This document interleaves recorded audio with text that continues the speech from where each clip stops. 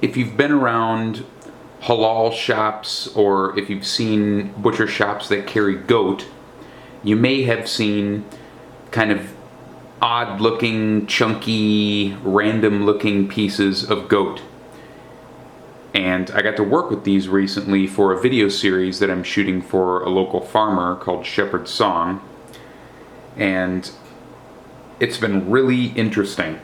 At first I thought, I don't know what I'm going to be able to make with this. It's going to be a little too ethnic for what I've been trained to do. But what these are, there's a real purpose behind them.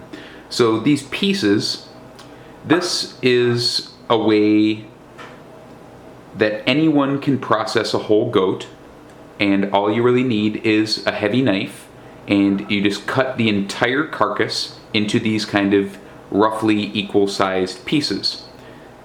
And then what you do is you cook them in a stew, braise them down, or something like that, and then generally you're going to have some broth and these chunky pieces of meat. And it's a little interesting to eat because you have kind of different pieces of bone. There might be small pieces of bone, bigger pieces of bone. I mean, obviously these are coming off the rib, and this is probably something close to the spine or close to the loin, so it's got a little bit more meat on it.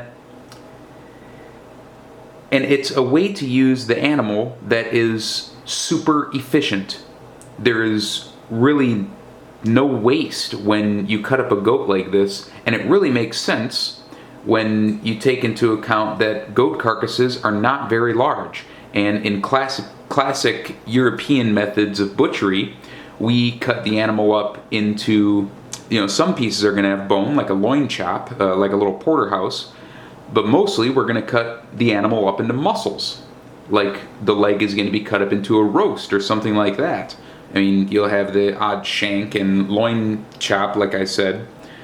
But this is actually a more efficient way to use the entire goat carcass.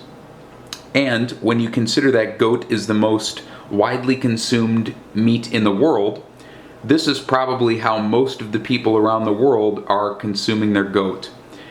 And the first time I ate a stew that I made with these pieces, and I'm kind of working around the bones, I thought it was kind of a pain. But then when I thought about it a little bit more, it's not.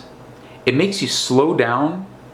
It makes you really appreciate the animal and the type of cut of meat that you're eating. And it was a really good way to step outside of my comfort zone. Obviously, you want to make sure that you're getting high quality meat. I know some shops that I've seen that sell goat meat cut like this can have a little bit of questionable quality, so you want to buy from a reputable butcher. SheperdSongFarm.com is great. That's where these are from. But yeah, bone-in goat meat. Your next goat meat adventure.